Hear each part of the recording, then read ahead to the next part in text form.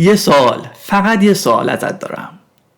آیا همین الان یه کاری هست که میدونی باید انجامش بدی ولی هنوز انجامش ندادی؟ نه، لازم نیست جواب منو بدی. فقط توی ذهنت بهش فکر کن. ممکنه نوشتن پایان نامه باشه، ممکنه ورزش کردن باشه، ممکنه راه انداختن یک کسب و کار باشه، یا شاید فقط یه تماس تلفنی که چند هفته از طی عقبش انداختی. حالا یه سوال سخت‌تر، چند روزه داری عقبش میندازی؟ یه هفته، یه ماه، 6 ماه یا شاید چند سال؟ جالبه بدونی بیشتر آدما به خاطر کمبود استعداد شکست نمیخورن. به خاطر کمبود هوش هم شکست نمیخورن. حتی به خاطر نداشتن پول هم شکست نمیخورن. بیشتر ما فقط یه مشکل داریم. کارهای مهممون رو مدام به بعد موکول میکنیم. امروز نه، از شنبه این پروژه تموم بشه، سرم خلوت‌تر بشه، اول سال، ماه بعد از عید. و جالبه که اون بعدن هیچ وقت از راه نمیرسه. میدونی بدترین قسمت ماجرا چیه؟ اینکه خودمونم میدونیم داریم این کارو با خودمون میکنیم. هر شب قبل خواب یه گوشه ذهنمون میگه هنوز انجامش ندادی و فردا صبح دوباره همون داستان تکرار میشه. اگه حتی 1% حس کردی این حرفا شبیه زندگی خودته، فکر میکنم این اپیزود یکی از مهمترین اپیزودایی باشه که تا حالا گوش کردی. درود به شما دوستای عزیز، خیلی خوش اومدین به یه قسمت دیگه از پادکست کتاب کپسولی. من شهابم و تو این پادکست با هم میریم سراغ کتابایی که واقعا میتونن یه تغییر توی زندگیمون ایجاد کنن. نه اینکه فقط بخونیمشون، نه اینکه فقط ازشون چند تا جمله قشنگ یاد بگیریم، بلکه ببینیم چطور میشه ایده‌های این کتابا رو از همین امروز وارد زندگی واقعیمون کنیم. اگه اولین بار اینجا هستی خیلی خوش اومدی و اگه از قسمت‌های قبل همراه ما بودی واقعا ازت ممنونم. راستی قبل از اینکه بریم سراغ کتاب امروز یه خواهش کوچیکی ازت دارم. اگه این مدل محتوا رو دوست داری حتما کانال رو سابسکرایب کن، ویدیو رو لایک کن و آخر برنامه هم برام بنویس دوست داری قسمت بعدی سراغ خلاصه کدام کتاب بریم. خب بریم سراغ کتاب امروز. اسم این کتاب از اون اسماییه که اولین بار که میشنوی احتمالاً با خودت میگی واقعاً قورباغه رو قورت بده؟ اصلا مگه آدم عاقل همچین کاری میکنه؟ راستش نه. قرارم نیست قورباغه بخوری. ولی پشت این اسم عجیب یه ایده فوق‌العاده قوی پنهان شده. یه جمله معروف است میگه که اگه اول صبح مجبور باشی یه قورباغه زنده رو قورت بدی، تا آخر روز خیالت راحته که سخت‌ترین اتفاق زندگیت همون بوده. برایان ترسی از همین جمله درس خیلی بزرگ گرفته. میگه همه ما توی زندگیمون یه قورباغه داریم. قورباغه یعنی همون کاری که بیشتر از همه ازش فرار میکنی، همون کاری که انجام دادنش میتونه زندگی تو عوض کنه، ولی هر روز براش یه بهونه جدید پیدا میکنی. و میدونی عجیب ترین قسمت ماجرا چیه؟ اون کاری که بیشتر از همه ازش فرار میکنی معمولاً همون کاریه که بیشتر از همه بهش نیاز داری. فکر میکنم هممون یه همچین قورباغه‌ای داریم. بذار یه داستان واسه تعریف کنم. چند وقت پیش داشتم با یکی از دوستام صحبت میکردم که گفت شب من واقعا وقت ندارم. گفتم یعنی چی وقت نداری؟ گفت صبح تا شب دارم کار میکنم. گفتم خیلی خوب باشه، فقط یه سوالی دارم. اون کاری که 6 ماه پیش گفتی میخوای انجام بدی بالاخره شروعش کردی؟ یه لحظه سکوت کرد و بعدش هم خندید. گفت نه هنوز. جالبه همه ما یه جورایی همینیم. انقدر درگیر کار روزمره میشیم که اصلا فرصت نمی کنیم به مهمترین کار زندگیمون برسیم و این دقیقاً همون چیزی که این کتاب میخواد تغییرش بده. ببین یه چیزی رو همین اول میخوام با هم قبول کنیم. مشکل بیشتر ما کمبود وقت نیست. اگه واقعاً کمبود وقت بود همه آدمای دنیا باید نتیجه تقریباً یکسانی میگرفتن، چون همه ما دقیقاً 24 ساعت وقت داریم. نه ایلان ماسک 26 ساعت داره، نه برایان ترسی، نه هیچ آدم موفق دیگه ای. پس چرا بعضیا توی همین 24 ساعت شرکت میسازن، کتاب مینویسن، ورزش میکنن، کنار خانواده‌شون هم هستن، ولی بعضی از ما آخر شب میگیم امروزم نفهمیدم وقتم کجا رفت؟ به نظرم جواب این سوال کل این کتابه. اما جالبه بدونی مشکل از جایی که فکر میکنی شروع نمیشه، نه از تنبلی، نه از بی‌انگیزگی، نه حتی از گوشی موبایلت. همه اینا هست ولی ریشه اصلی یه جای دیگه است. یه اشتباه خیلی ساده که تقریبا همه ما هر روز انجامش میدیم و تا چند دقیقه دیگه درباره همون حرف میزنیم. ولی قبلش یه سوالی. اگه الان یه کاغذ جلوی تو باشه و من فقط اجازه بدم که یه هدف روی اون بنویسی، نه 2 تا، نه 5 تا، فقط یکی، چی می‌نویسی؟ جواب این سوالو نگه دار، چون احتمال خیلی زیاد همون جواب مهمترین بخش کل این کتابه و از همینجا تازه سفر واقعی ما شروع میشه. بذار یه چیزی رو بهت بگم. فکر میکنم که یکی از بزرگترین دروغایی که سالها به خودمون گفتیم اینه که من وقت ندارم. خود منم یه زمانی این جمله رو زیاد میگفتم. هر وقت کاری عقب میافتاد میگفتم وقت نشد. هر وقت یه کتابی نصفه میمون میگفتم وقت نشد. هر وقت ورزش نمیرفتم بازم همون جمله، وقت نشد. اما یه روزی با خودم فکر کردم که اگه واقعا وقت نداشتم، پس این همه ساعت کجا رفته؟ یکم که دقیق‌تر نگاه کردم جوابشو پیدا کردم. وقت کم نبود، حواسم بود که زیاد پخش شده بود. تا حالا شده که فقط برای جواب دادن به پیام گوشی رو برداری، بعد یه نوتیفیکیشن ببینی، بعد بگی حالا که اومدم این رو هم نگاه کنم، بعد یه ریلز ببینی، بعد یکی دیگه، بعد یه سرتو بلند کنی و ببینی 40 دقیقه گذشته و اصلا یادت رفته که برای چی گوشی رو برداشتی. فکر کنم اگه گوشی رو میتونستن حرف بزنن به ما میگفتن که مرسی که دوباره یه ساعت از زندگی تو دادی به من. ولی صبر کن، نمیخوام همه تقصیرها رو بندازیم گردن گوشی، چون اگه فردا گوشی هم نباشه مغز ما یه راه دیگه برای فرار پیدا میکنه. یه دفعه یادمون میفته که باید کشه میز رو مرتب کنیم، یا یخچال رو تمیز کنیم، یا فایلای کامپیوترمون رو دسته‌بندی کنیم. جالبه وقتی یه کار مهم داریم یه دفعه همه کارهای دنیا ضروری میشن. تا حالا برات پیش اومده؟ برای من که خیلی پیش اومده و این دقیقاً همون چیزیه که این کتاب از همون اول میخواد به ما یاد بده. مشکلی نیست که ما آدمای تنبلی هستیم، مشکلی اینه که کارهای آسون همیشه صدای بلندتری دارن، کارهای مهم معمولاً ساکتن. هیچ کس ازت نمیخواد امروز کسب و کارت رو راه بندازی، هیچ نوتیفیکیشنی نمیاد که وقتشه که کتابت رو بنویسی، هیچ پیامی نمیاد که برو ورزش، ولی اینستاگرام هر چند دقیقه یه بار صدات میکنه، واتساپ، تلگرام، ایمیل، همه دارن با صدای بلند میگن که منو نگاه کن و مغزم عاشق همین صداهای بلنده. یه خواهشی ازت دارم، اگه الان داری این پادکست رو توی خونه گوش میدی یا حتی بعداً وقتی این پادکست تموم شد، یه برگه بردار، نه برای من، برای خودت، بالاش فقط یه جمله بنویس.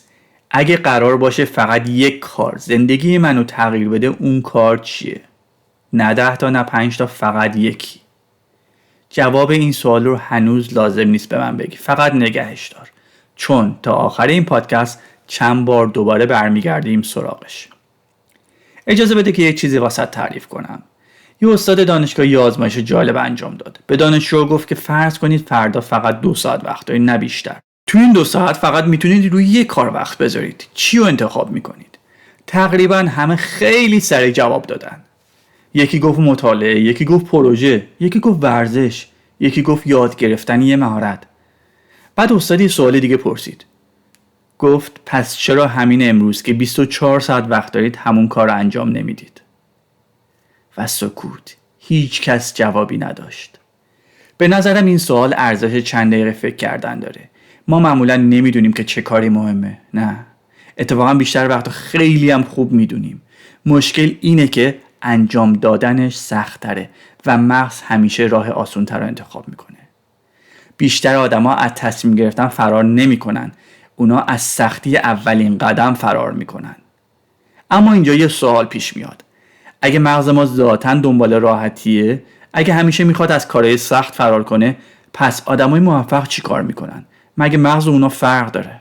نه اصلاً. فرقشون یه چیز دیگه است. یه عادت کوچیک که شاید بیشتر از 5 دقیقه وقت نگیره، ولی میتونه مسیر کل روزت رو عوض کنه. و جالبه اون عادت شب قبل از شروع روز اتفاق میفته.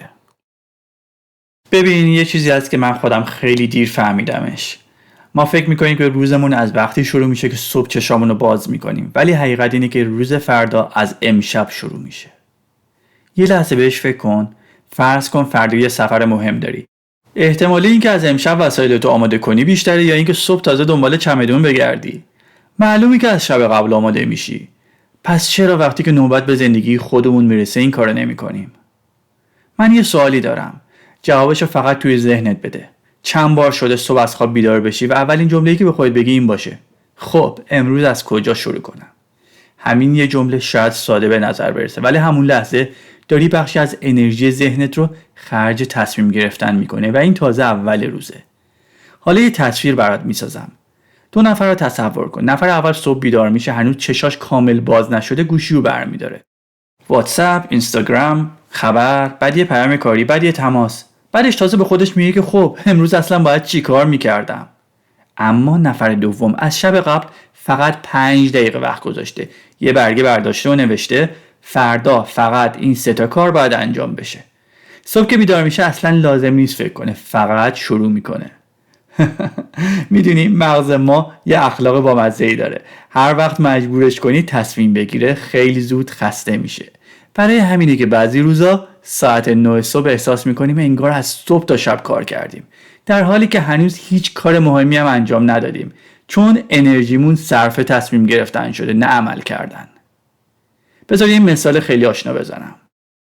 تا حالا شده بری جلو در یخچال، درشو باز کنی و 2 دقیقه فقط بهش نگاه کنی آخرش هم بگی هیچی نبود، در حالی که همون چیزایی که دیروز تو یخچال بودن هنوزم هستن.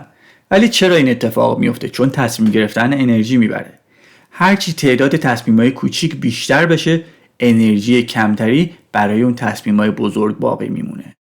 و دقیقاً به همین دلیله که آدمای موفق خیلی از تصمیمهای روز بعدشون رو از شب قبل میگیرن.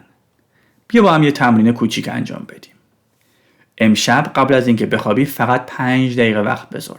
گوشی رو بذار کنار، یه برگه بردار و فقط 3 تا سوال از خودت بپرس. اول، مهمترین کاری که فردا باید انجام بدم چیه؟ دوم، اگه فقط فرصت انجام یک کار رو داشته باشم، کدومش از همه مهمتره؟ و سوم، اولین قدمش چیه؟ همین، نه بیشتر. یه چیز جالب بهت بگم. بیشتر آدما فکر میکنن موفقیت یعنی انجام دادن کارهای خیلی بزرگ، در حالی که خیلی وقتا موفقیت نتیجه انجام دادن همین کارهای کوچیکه که هر شب قبل از خواب انجام میدی. این جمله طلایی رو آویزه گوشت کن. روزت رو با تصمیم گرفتن شروع نکن، با اجرای تصمیمایی شروع کن که دیشب گرفتی. اما حالا یه مشکل جدید به وجود میاد. فرض کن امشب برنامه‌ریزی کردی، 3 تا کارم نوشتی، از کجا بفهمی کدومش واقعا مهمتره؟ چون یه اشتباهی است که تقریبا همه ما انجام میدیم. فکر میکنیم هر کاری که فوریه حتما مهمم است، در حالی که همه کارهای فوری مهم نیستن و همه کارهای مهم هم فوری به نظر نمیرسن. همین اشتباهی کوچیک سالها میتونه ما رو از هدف اصلیمون دور نگه داره. و اینجاست که میرسیم به یکی از معروفترین ایده‌های این کتاب. قانونی است که اگه فقط همین یکی رو یاد بگیری، احتمالاً نگاهت به کل برنامه‌ریزی روزانه عوض میشه. قانون 80-20. بذار یه بازی با هم انجام بدیم. فرض کن از فردا یه قانون جدیدی توی دنیا وضع میشه که بگن هر آدم فقط اجازه داره روزی 3 ساعت کار کنه، نه 4 ساعت، نه 5 ساعت، فقط 3 ساعت. به نظرت چی میشه؟ اول شاید بگی وای، پس دیگه هیچ کاری نمیرسیم انجام بدیم. ولی من فکر میکنم برعکس میشه. احتمالاً بیشترمون تازه شروع میکنیم به انجام دادن کارهای درست، چون دیگه وقت نداریم خودمون رو با کارهای الکی سرگرم کنیم. یه سوال، اگه واقعا فقط 3 ساعت وقت داشتی، اولین کاری که انجام میدادی چی بود؟ همون، احتمال زیاد همون مهمترین کارت بود. پس چرا امروز که 24 ساعت وقت داری وقتتو خرج چیزای دیگه میکنی؟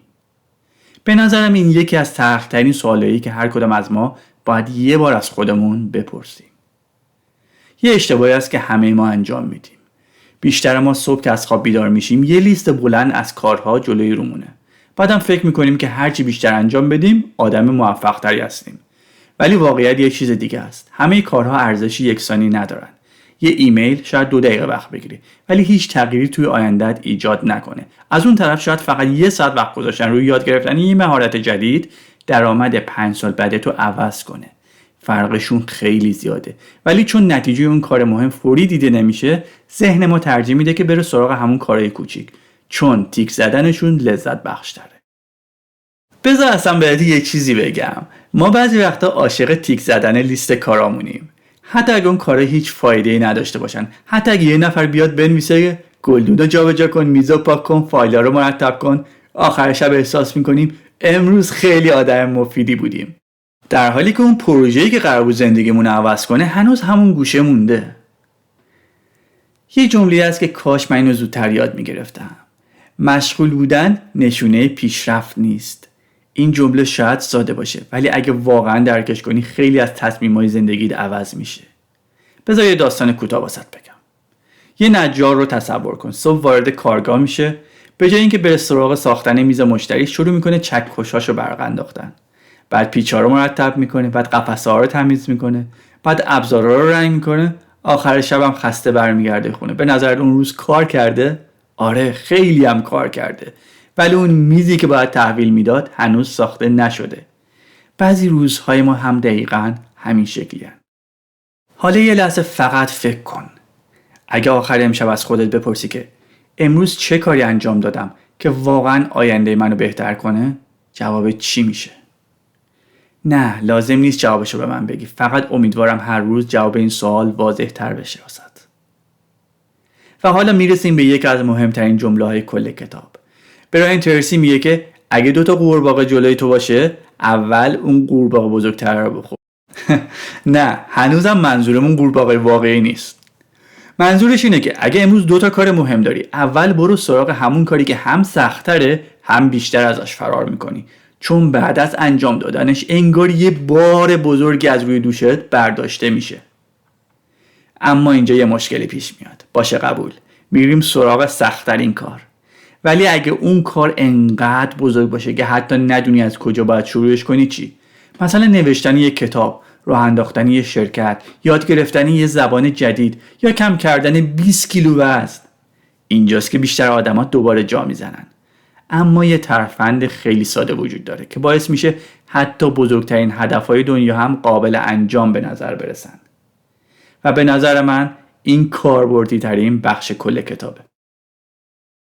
میخوام واسه یه اعترافی بکنم. اگه چند سال پیش از من میپرسیدی که بزرگترین اشتباهی چی بوده، احتمالاً جوابم این بوده که فلان تصمیم اشتباهو گرفتم، یا فلان سرمایه گذاریم خوب نبوده، یا فلان شغلو دیر عوض کردم. ولی اگه امروز همون سوال ازم بپرسی، جوابم یه چیز دیگه است. من سالها فکر میکردم که برای شروع یک کار باید همه چیز آماده باشه. فکر میکردم که باید وقت کافی داشته باشم، باید اطلاعاتم کامل باشه، باید بهترین شرایط فراهم باشه بعد شروع کنم. اما یه خبری بدی است که اون روز هیچ وقت نرسید. بعدش یه روزی فهمیدم که کامل بودن دشمن شروع کردنه. یه سالی دارم ازت. تا حالا شده که بخوای یه کتاب بخونی، همین که تعداد صفحه‌ها رو دیدی به خودت بگی که ولش کن بعدن، یا بخوای یه زبان جدید رو یاد بگیری بعد فکر کنی که وای این که چند سال طول میکشه، یا بخوای یه کسب و کار را بندازی بعد 1000 تا سوال بیاد تو ذهنت که ثبت شرکت و حسابداری و مالیات و مشتری و تبلیغات و آخرش هم بگی که فعلا نه. مشکل این نیست که اون کار سخته، مشکل اینه که مغزت کل مسیر رو با هم میبینه و از دیدن اون مسیر طولانی میترسه. شاید بد نباشه که واسه یه مثالی بزنم. فرض کن بهت بگن که الان باید تا یه شهر خیلی دور، مثلا تا فاصله 1000 کیلومتری پیاده بری. اولین واکنشت چیه؟ احتمالاً میگی که شوخی میکنی. ولی اگه همون آدم بگه فقط تا سر اون خیابون برو، به نظرت انجامش میدی؟ 100%. بعد از اون خیابون یه خیابونه دیگه، بعد یکی دیگه. هیچکس در واقع مسیر 1000 کیلومتری یک جا راه نمیره. هممون قدم اول رو برمیداریم. و اینجا دقیقاً همون جاییه که بیشتر آدما به خودشون اشتباه میکنن. به جای اینکه از خودشون بپرسن که اولین قدم چیه، از خودشون میپرسن که چطور کل مسیر رو تمام کنن. همین سوال اشتباه باعث میشه اصلاً شروع نکنن. یادت اول برنامه ازت خواستم که به اون کاری فکر کنی که مدت هاست که عقبش انداختی؟ هنوزم همونه؟ یا یه کار دیگه اومده تو ذهنت؟ حالا میخوام یه خواهش ازت بکنم. همون کارو توی ذهنت نگه دار، ولی این بار اصلاً به آخرش فکر نکن. فقط به اولین قدمش فکر کن. فقط اولین قدم. میخوای یه مثال واقعی بزنیم؟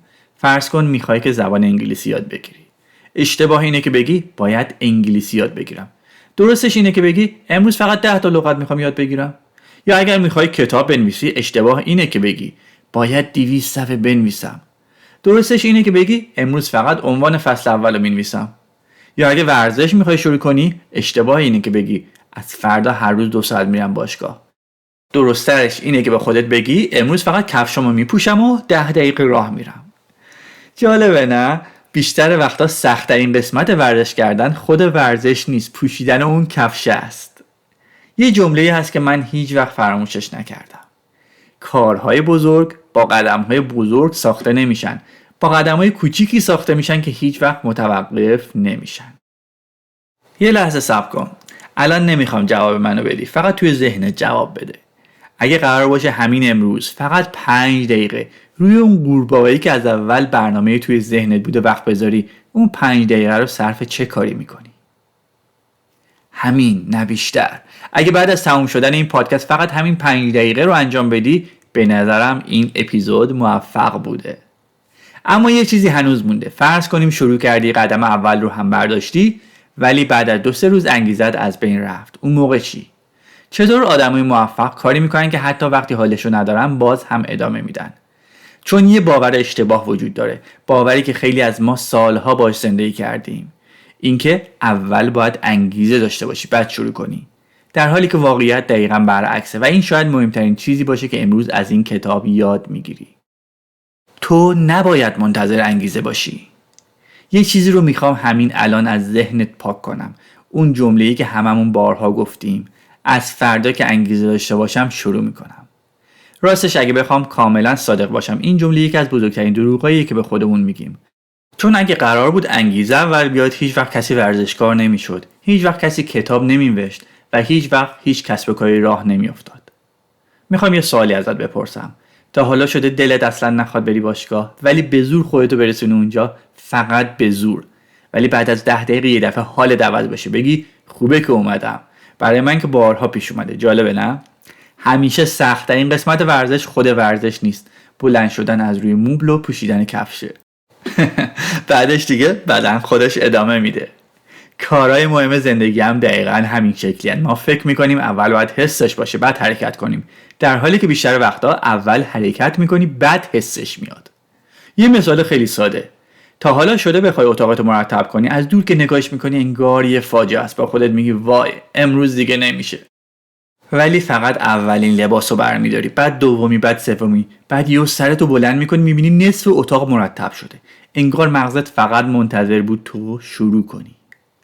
میدونی مشکل ما چیه؟ ما همیشه داریم درباره خط پایان فکر میکنیم، در حالی که موفق‌ها فقط به قدم بعدی فکر میکنن. همین، نه کل مسیر، فقط قدم بعدی. یه جمله‌ای هست که کاش زودتر یادش میگرفتم. اقدام انگیزه میسازه، انگیزه اقدام نمیسازه. این جمله رو یه بار دیگه گوش کن، چون شاید مهمترین جمله این اپیزود باشه. اقدام انگیزه میسازه، نه برعکسش. شاید بد نباشه که یه داستان کوچیک واسه تعریف کنم. یه نفر یه بار از یه نویسنده معروفی پرسید شما فقط وقتی می‌نویسین که الهام میاد سراغتون؟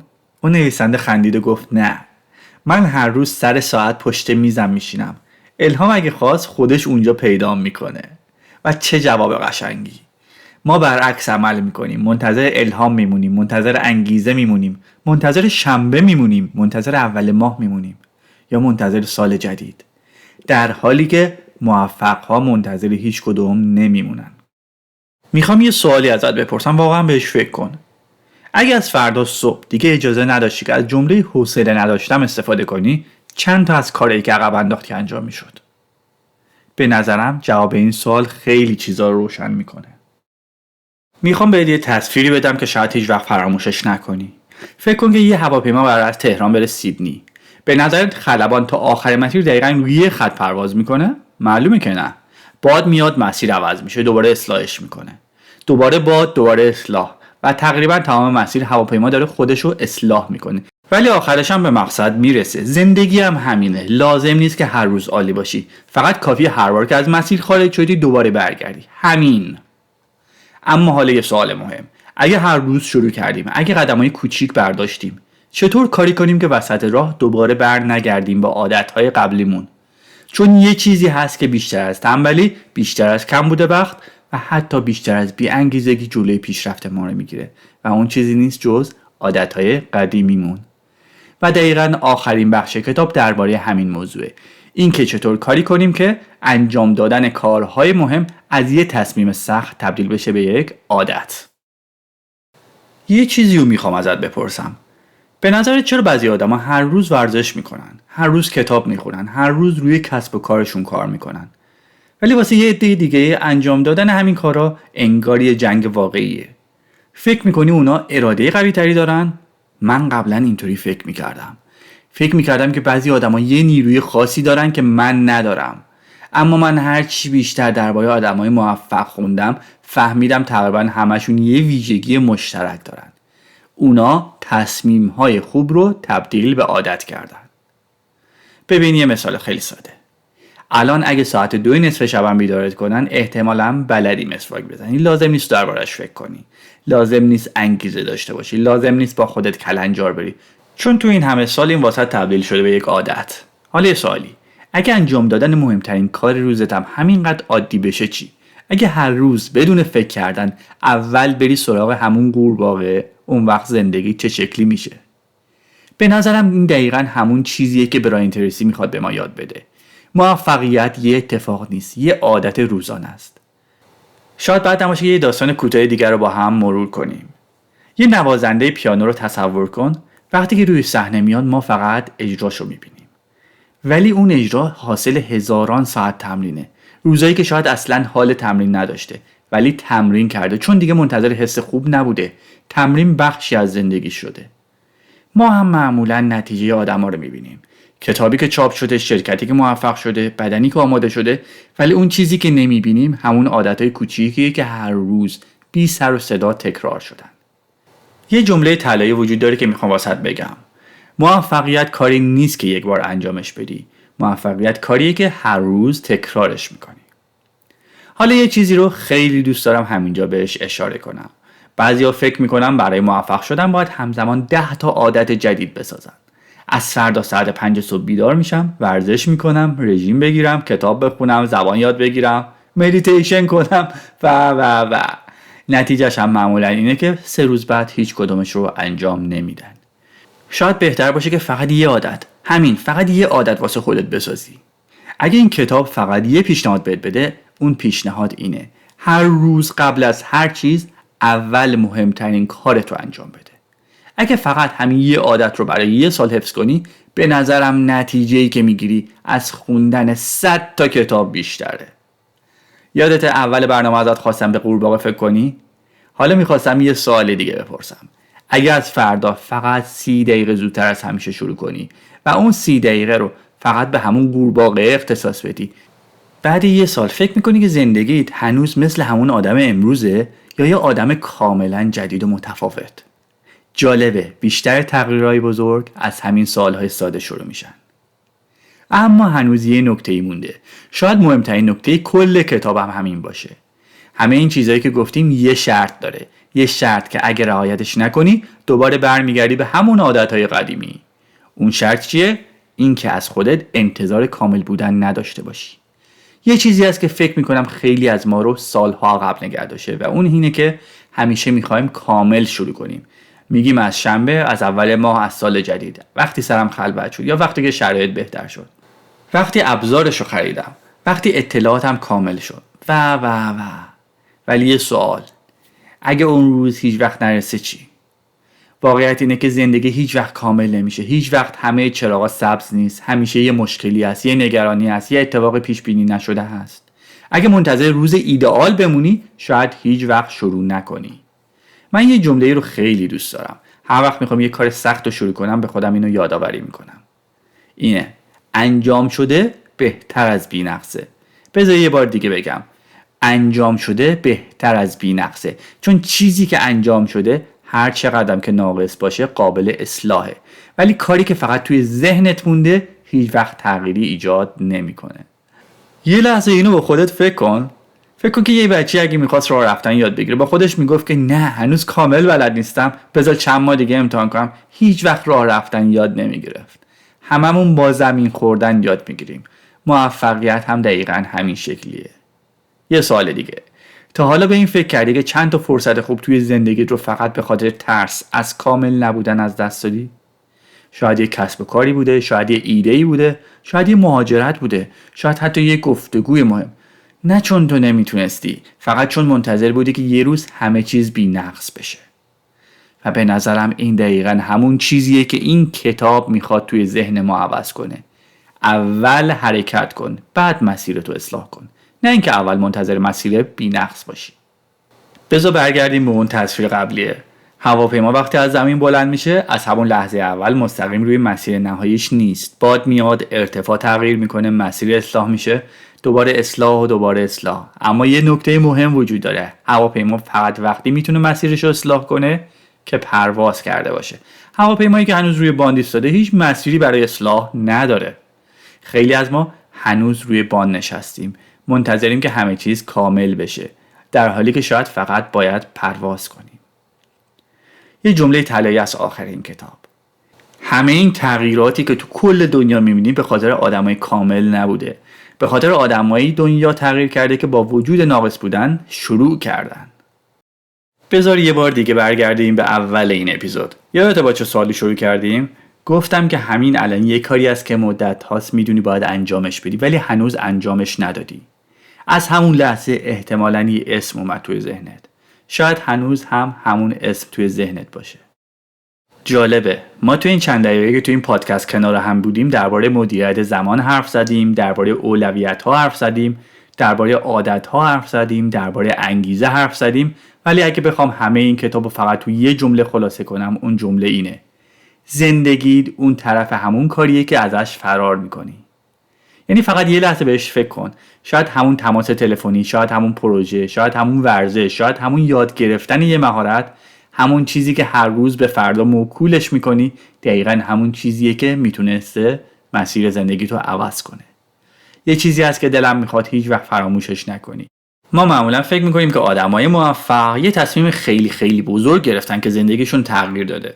ولی وقتی زندگیشون رو دقیق‌تر نگاه میکنی میبینی که نه، اونا فقط یه تصمیم کوچیک گرفتن و فرداش دوباره همون تصمیم رو تکرار کردن. پس فرداش هم دوباره، هفته بعدم، ماه بعدم، سال بعدم، و یه روزی بقیه بهشون گفتن وای تو چقدر خوش شانس بودی. در حالی که چیزی به اسم شانس نبوده، فقط یه عالم روز معمولی بوده که توی اون روزای معمولی کار درست رو انجام دادن. میدونی من فکر میکنم که موفقیت یه لحظه نیست، یه سبک زندگیه. اینکه هر روز قبل از اینکه دنیا برای تو برنامه‌ریزی کنه، خودت برای مهمترین هدفت وقت بذاری. حتی اگه فقط 20 دقیقه باشه، حتی اگه فقط 10 دقیقه باشه یا 5 دقیقه. و آخرین جمله‌ای که میخوام بهت بگم: هیچ کس با انجام دادن کارهای راحت به زندگی رویاییش نرسیده. همه تغییرهای بزرگ پشت یک تصمیم سخت پنهان شدن، پشت همون قورباغه‌ای که هر روز ازش فرار میکنیم. حالا یه خواهشی ازت دارم، نه به عنوان کسی که این پادکست رو ساخته، به عنوان یه دوست. وقتی این اپیزود تموم شد لطفاً مستقیم نرو سراغ ویدیوهای بعدی، نرو سراغ اینستاگرام، نرو سراغ گوشیت که ببینی کی واسط پیام فرستاده. فقط همین الان، همین امروز برو سراغ همون قورباغه. لازم نیست تمامش کنی، لازم نیست بهترین باشی، فقط شروعش کن. چون شاید چند سال بعد وقتی به گذشته نگاه کردی با خودت بگی که همه چیز از همون روز شروع شد. اگه این اپیزود واسات مفید بوده حتما ویدیو رو لایک کن، کانال پادکست کتاب کپسولی رو سابسکرایب کن تا قسمت‌های بعدی رو از دست ندی و این بار یه کامنت متفاوت واسم بنویس. نمیخوام اسم کتاب بعدی رو بگی، نمیخوام فقط بنویسی که عالی بود، فقط بنویس قورباغه من و ادامه جمله رو خودت کامل کن. شاید همون یه جمله شروع یه تعهد جدید با خودت باشه. من شهابم و واقعا خوشحالم که این چند دقیقه کنار هم بودیم. امیدوارم دفعه بعدی که به این پادکست گوش میدی یه نفری نباشی که فقط این کتابو شنیده. امیدوارم کسی باشی که حداقل یه قورباغه رو قورت داده. تا قسمت بعدی مراقب خودت باش.